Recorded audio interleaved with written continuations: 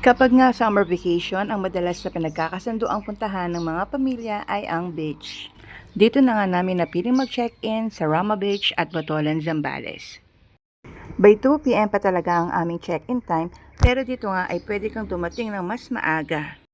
Past 8 lang ay dumating na kami dito at in-enjoy ang ambience ng location kahit wala pa kaming room. 4 to 5 hours ang aming naging biyahe from San Miguel, Bulacan. 4 a.m. ay tumatakbo na ang aming pangmalakasang jeep na hindi kami binigyan ng anumang aberya sa daan. Thank you, Lord. Dito nga muna kami nag-stay sa kanilang mga kubo and cottages habang hindi pa available yung aming room. Sa mga nais pong magpunta dito, huwag mag-alala dahil wala na pong additional payment ang mga kubo and cottages kapag maaga kayong napunta. This is free of charge at pwede nyo nang i-enjoy ang buong resort. Fast forward na nga tayo, sa mga oras na to ay naka-check-in na kami ng room. So magpa 5 p.m. na dito nang mapagkasunduan namin na lumabas na at maligo sa dagat. Kanina kasi medyo mainit-init, but unfortunately, bigla pong umulan. Pero hindi nga kami nawala ng pag-asa, nahihinto rin ang ulan. Kaya after magtampisaw at maglaro sa ulan, eto at huminto na nga po ang ulan at nakaligo na rin sa wakas. Yung mga oras nga na yan ay in-enjoy na namin ang tubig dagat habang ang iba sa amin ay nagpe-prepare ng hapunan. Ayan na! Pagkatapos nga namin kumain dyan, ay kinantahan na namin ang isang happy birthday si Itay Sol. Birthday nga kasi niya, kaya nagawi kami dito para i-celebrate. Tuwang-tuwa nga siya dyan habang kinakantahan namin. Pagkatapos nga ng isang masayang kantahan, pumasok na kami sa room upang magpahinga. Yung iba nga sa amin ay nagpalipas pa ng gabi sa mga kubo and cottages. Kung gusto mo nga kumain or uminom, wala namang kaproblema dahil meron ditong tindahan na matatagpuan mo dito sa second floor na malapit lang mismo sa beach. Eto nga bunso ko, akala yata niya siya ang may birthday at gusto pang hipa ng cake. Akala nga namin ay makakapagpahinga na kami dyan, pero nakita namin na kinakasa yung fire show, yung pinagmamalaki nila na Rama Flames Fire Show. Kaya naman instead na matulog, manonood na muna kami. Alam nyo ba na isang pamilya lang yung gumaganap dito? Tapos at the end of their show, pwede kang magpa-photo or magpa-video sa kanila. Hanggang June 15, tuloy-tuloy lang daw ang fire show dito at night. O syempre, hindi naman kami pumayag na wala kami magiging souvenir sa gabing ito.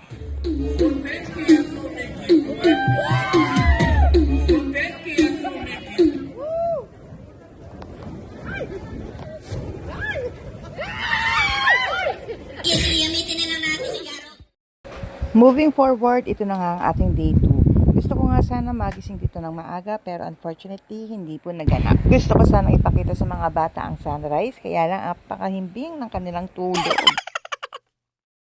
Maaga pa rin naman at dahil tulog pa ang mga bata, nagkaroon kami dito ng time para makapag-photoshoot. Alam niya naman na hindi mawawala ang mga aurahan kapag napupunta tayo sa mga ganitong pagkakataon. Sino relate? Naglakad nga lang kami ng konti hanggang sa makarating kami dito. Naghahanap kasi kami ng spot na kung saan maganda-gandang magpicturan. Nakita nga namin na medyo maganda dito. Maganda yung alon kapag sinabayan yung pagkakakuha mo at saka yung mga bato na nandito sa gawing gilid. Habang pabalik na nga kami sa aming room, sakto naman ay may nag-alok ng dragon boating. Hindi nga namin agad pinansin dahil ba naman kasi 500 daw ang isa. Naging 250 at nung naging 200 nga ay nagsisakay na nga rin kami. Mas may enjoy mo nga ang pagpunta mo dito kung sasakay ka sa mga ganitong katulad ng dragon boat. 14 lang kami na sumakay pero kayang-kaya nitong i-accommodate ang 20 persons. Ang saya-saya na nga ng mga bata dyan at kahit nga isip bata ay talaga namang nag-enjoy din. Ang sarap ngang ulit-ulitin ng pagsakay dito. Mild nga lang at hindi gaanong mabilis ang ginawang ride ni Kuya dahil may kasama nga kaming mga bata. Kapag nga talaga bakasyon, isa sa bucket list ang pagpunta sa mga beach. Talaga naman kasing nakaka-enjoy lalo na kung pamilya ang kasama.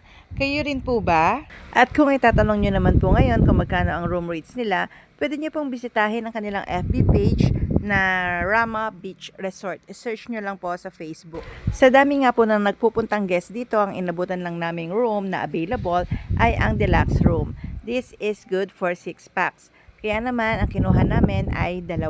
So, 2 room na magkatabi, doon kami nag-stay ng 2 days and 1 night. Marami po silang room, depende sa category ng room na kailangan nyo. Merong malakihan, good for 18 persons, merong 10. Meron din silang mga economy room, meron din sila ng pang couple lang. So, depende sa araw ng pagpunta nyo if it is available pa. Sa case namin, hindi na namin inabutan yung mga malakihang room, lahat ay hindi available. So, ang nangyari sa amin, lahat ng excess ay nagbayad po ng tig 400 pesos. And meron din kaming binayaran na 75 pesos each person para naman sa corkages. Automatic nga daw po itong 75 pesos once na may dala kang mga foods. Pero pag wala kang dalang foods, hindi ka na po magsisingilin o magbabayad ng 75 pesos. Salamat na nga kay Ate Beth na nag-take ng photo at video sa amin. Ito ang bunso namin ay 3 years old at talaga namang gusto dito sa may tubig dagat. Enjoy na nga ang mga bata dito habang nagpapatangay sila sa agos. Wala na ngang hihigit pa sa kasiyahan ng isang magulang kapag nakikita niya na nag-e-enjoy ang mga anak. Alam ko nga na pagdating ng araw, mapapanood ito ng aking mga anak na ngayon ay nasa 3 years old pa lang at 9 years old. Yung isa naman ay grade 12 na, medyo malayo ang kanilang agwat ng edad. Sinulit na nga namin dyan yung natitira pang oras dahil by 11 AM kailangan makaalis na kami ng aming room. Kapag nga lumagpas ka sa checkout time mo ay may additional fee. Lalabas ka nga lang sa checkout time mo, pero kung gusto mong mas magtagal pa, pwede ka naman mag-stay dito sa kanilang mga cottages. Napagkatuwaan na nga namin dito si Dandan dahil tingnan nyo naman kahit mataas yung tubig, aba walang katakot-takot.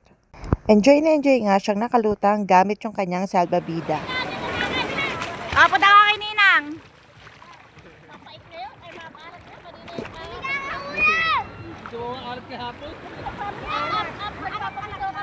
Parang pulangot. Malalim na. Oh, solo si Dandan. Lubog na kami.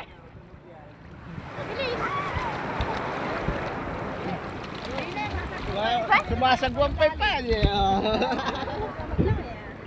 Mamat na mamat na yung labi ko. Alat? Oh, padyak. Why.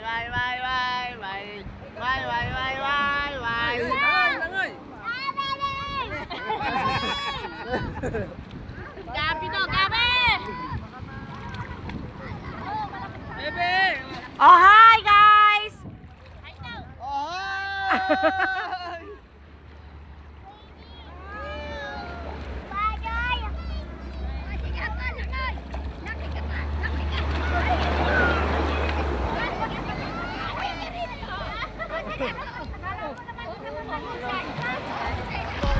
Okay.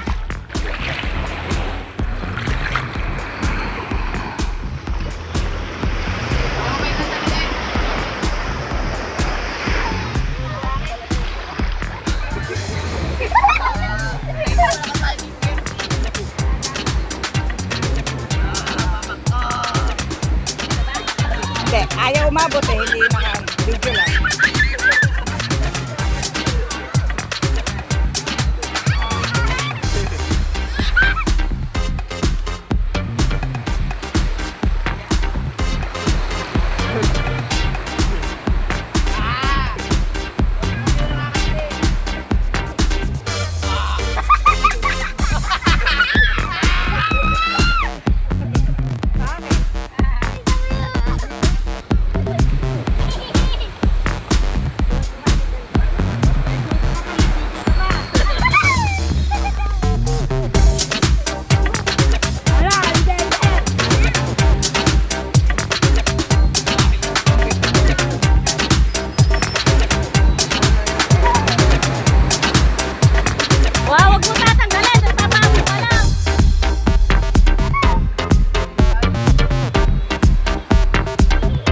Daw akong dan.